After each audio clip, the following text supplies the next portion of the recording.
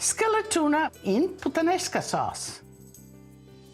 Today I have for you a classic dish that I will surprise you with because I'll make a twist in the recipe. So here's the oil. Let's start with the onion.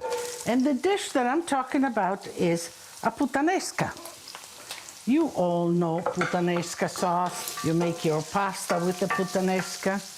But today we'll make something different. So let's put some salt here on the onions. Let's put some peperoncino, and that's toasting.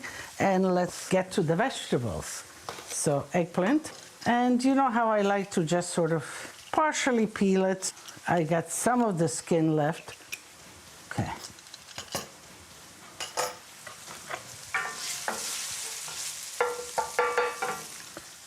And I'm gonna cut it in cubes. Nice cubes. I want to show you the eggplant. You see, these long, small eggplants are the best to buy. First of all, they should be firm, but you see that what makes an eggplant bitter is the seeds. And the aging of the seeds, they mature as they're in the eggplant and they become brown seeds, and those are the bitter ones. So always a small eggplant, and your chances of getting less seeds is there.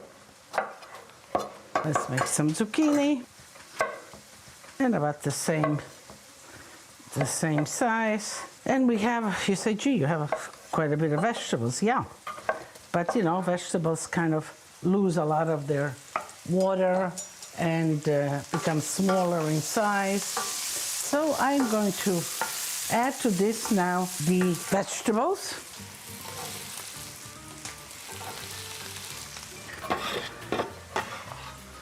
So as you see here, I have all the ingredients of the puttanesca. Ultimately, I'll add some tuna. One pot, you got the whole meal, vegetables and proteins, and the intensity of the Italian flavor. So now let me just salt a little bit the vegetables. And peperoncino we put in. Let me get a little bit of anchovies now in here. Now this is, let's see how much. 1, 2, 3. You can use anchovies as you like. If you like a lot of anchovies, then you use it. You can omit anchovies if you don't like them and still make this dish. I'm gonna make a little spot here, and I'm gonna put the anchovies there because I want them slowly to kind of break up a little bit. Okay.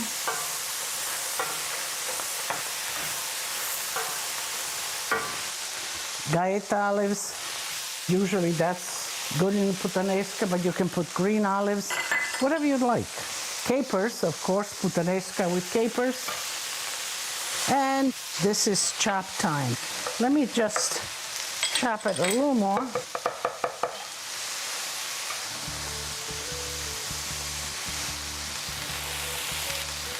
Some Marzano tomatoes.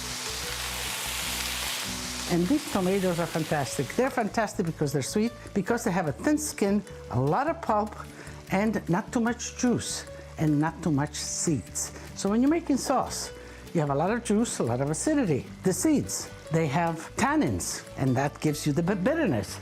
So the less of all of that you have, the sweeter your sauce. So San Marzano is the way to go.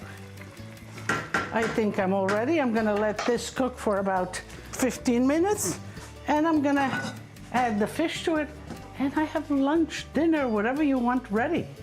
How great is that?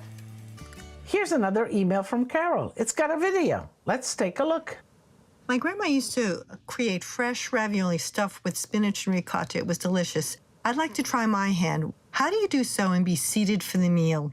Tutti a tavola a mangiare. Oh, brava, Carol. Well said. Raviolis are simple, and they can be made in advance. Follow your grandma's recipe, then you spread them out on a sheet pan and put them in the freezer to freeze.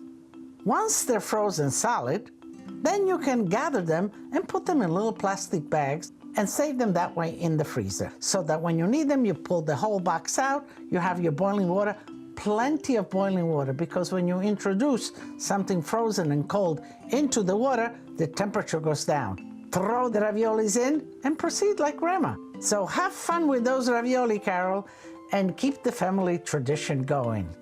Puttanesca, here we go. Yes. Tuna, nice tuna. You know, tuna doesn't require a lot of cooking. Whenever you do fish or meat, there's a natural sequence that happens with the knife, and you just follow that, and that's your best way of cutting meat or cutting tuna or cutting fish. I have the vegetables are big pieces, so let me do this as well in fairly large pieces.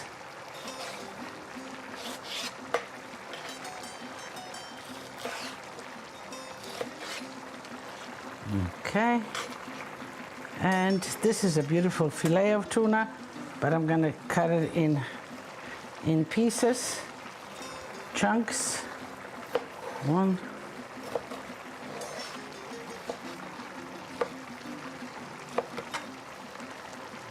and here again.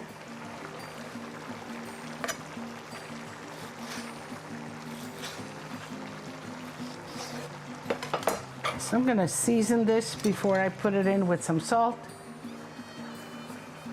with some olive oil and the olive oil is gonna coat the tuna and sort of protect it a little bit from the acidity. Okay, just like that. And let me add the tuna in.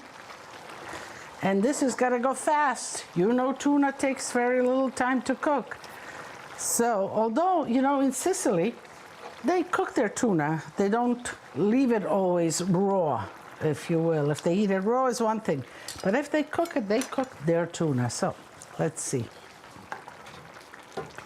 Let me cover it all with sauce, the tuna. Let's put a little bit of olive oil just here. I can see that I need it. I'm gonna raise the temperature because I want a quick cook. While we wait for the tuna to cook, let me chop some parsley.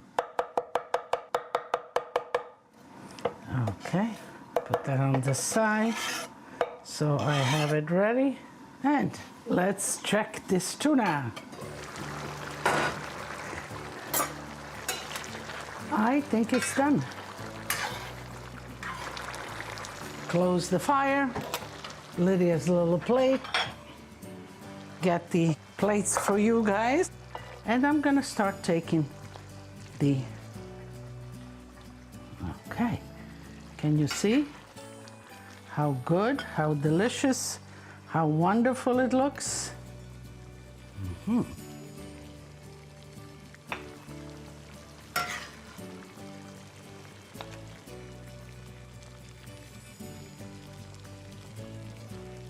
Okay, this is enough for Lydia for today.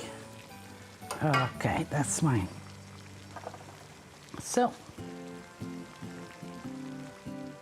and you can plate it, or you can bring the whole casserole on the table and put a little bit of parsley. So let's taste it. You see, it's a little pink, and this is perfect. This is the way I like it. Really good. All the complexity of a puttanesca. In this case, the mellowness of the vegetables. And of course, the tomato really kind of binds it all together. Are you hungry yet? Do you want to come over? So I'm inviting you. Tutti a tavola a mangiare. Come and enjoy. Salute.